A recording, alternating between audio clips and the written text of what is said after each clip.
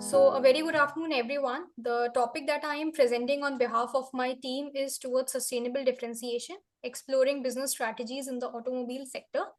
So, first, let me just take you through why we are trying to explore what sort of differentiation strategies impact the firm performance of companies belonging to the automobile sector. So, the automobile sector is a very significant contributor towards the global GDP, approximating to 3.65 percentage, which is bound to grow in the years to come. So that was the main rationale for looking at the automobile sector in general. Apart from that, there are certain other service and manufacturing based sectors which do contribute towards overall GDP growth and which do have some sort of an impact on the sustainable development goals that we as a globe need, we as a general population need to achieve. So in this paper, what essentially we are trying to do, we are trying to see whether the differentiation strategies, be it cost leadership or be it any other sort of differentiation strategy, being adopted by the companies belonging to this particular automobile sector, how do they impact the firm performance? By firm performance, I mean in terms of the financial performance, be it their profitability, be it their market capitalization, or any other proxies which we use to measure financial performance.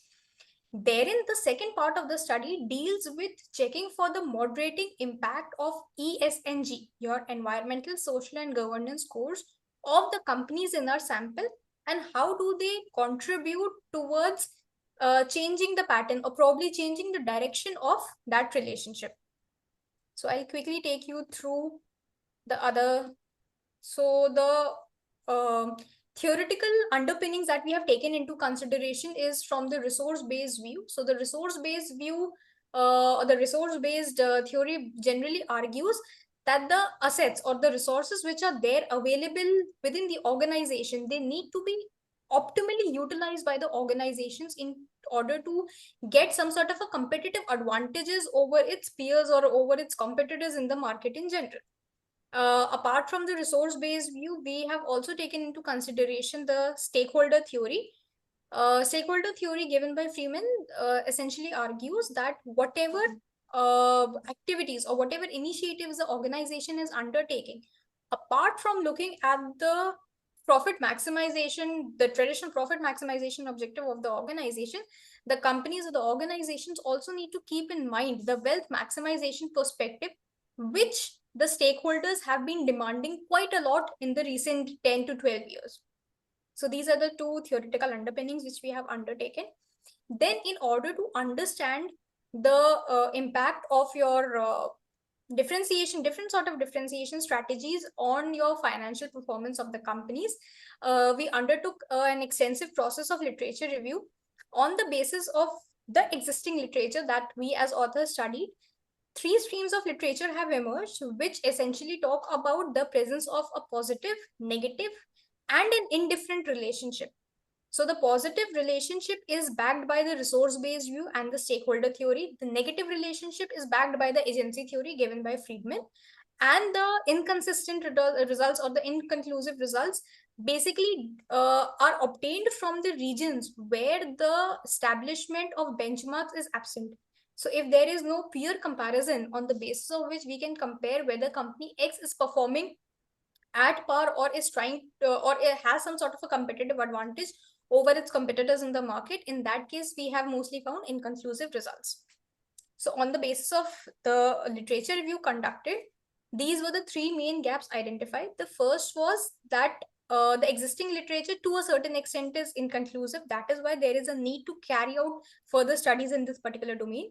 The second was that most of the studies which we covered as a part of our literature review process focused on exploring the direct relationship between your differentiation and the firm performance.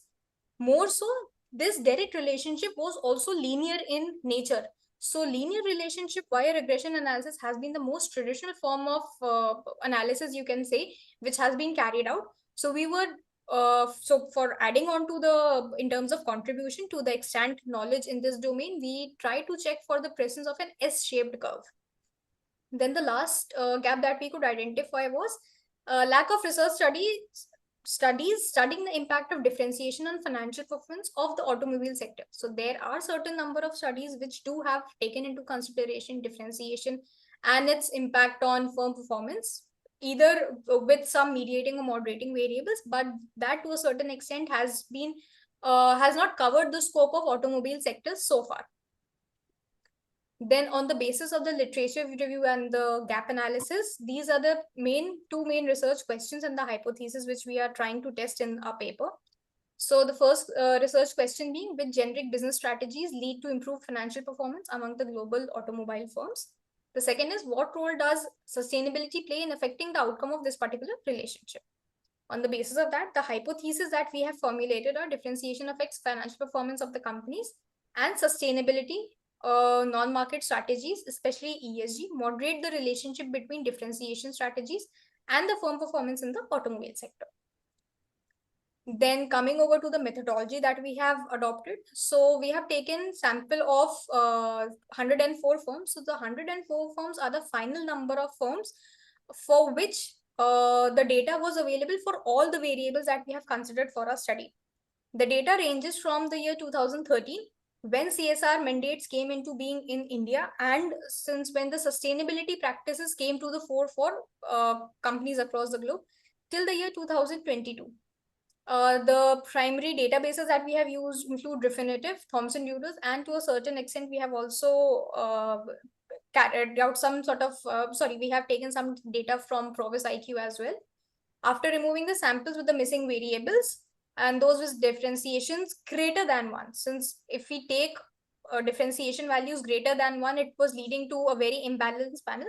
So that is why we have removed any differentiation values greater than 1. The final sample now comprises of 73 firms and 549 firm year observations. Then these are the main variables for the study. So the dependent variable is Tobin's Q, which we have taken as the market capitalization of the company divided by its total assets. The independent variable is the differentiation, taken as the sum of your sales, general and administrative expenses plus your research and development expenses, the total divided by revenue. For the moderating variable, we have carried out the analysis using the individual components of your composite ESG score. And for the control variables, we have taken cost leadership, debt to equity ratio, size, and age. Then coming over to the results. So these are the results on the basis of your dependent variable, which is your Tobin's Q, and your independent variable differentiation. So this talks about the direct S-shaped relationship. And if you can see, the differentiation is coming out to be negatively significant along with the other control variables which we have taken. So apart from debt to equity ratio, for all the control variables as well, we are getting significant relationships in this case. Then this is the graphical representation of the curve that we were talking about, the S-shaped curve. So it is not very clear, precise S-shaped curve, but that, I mean, we had a discussion with the authors who actually talked about the presence of an S-shaped curve in case of differentiation, and they were of the opinion that we can go ahead with this particular the graph that you can see. It might not be very precise, but yes, it is giving us the results that we were looking for from the data. Then moving over to the environmental scores, as in when we check for the presence of a moderating variable, which is your environmental score in your differentiation and firm performance analysis. So in that case, the environmental score, even though it is coming out to be significant, is slightly lowering the actual value of differentiation which we were getting in the original analysis. Apart from that, all our control variables, which are size, debt to equity, age, and others, have turned out to be insignificant in this particular case. Then moving over to the social scores. So in the social scores as well, the social does have a significant impact on the differentiation and firm performance. The same results which can be observed in case of the control variables, wherein they are turning out to be insignificant. Then for the governance score, the differentiation is coming out to be significant, and again, when we take into consideration the governance score. So these are the findings in the discussion. The results indicate an H-shaped relationship, as we showed the graphical representation of it between differentiation and firm performance. the environmental and the governance code somehow weakens the S-shaped relationship, which is not seen when we talk about the social scores and its moderating impact on differentiation performance. Okay, so these are the discussions and findings. And since this paper is still under progress, we are still working on the robustness analysis and everything. So the discussions and findings are till now restricted to whatever results we have obtained. So once we carry out the robustness analysis as well, we'll include those the implications and the findings and discussions from that analysis as well. And then in order to check for the robustness, we are adopting two approaches. The first is looking for a different dependent variable. In that case, we are looking at the operating return on assets. And apart from that, the methodological changes that we are incorporating are, we are also checking for the systems GMM approach in that case, which as per the literature is a better technique when we talk about checking for the robustness in any data that we have. Then these are few of the references which we have included. So that was all from my end. Thank you. I'm so very sorry I finished it at a very fast pace.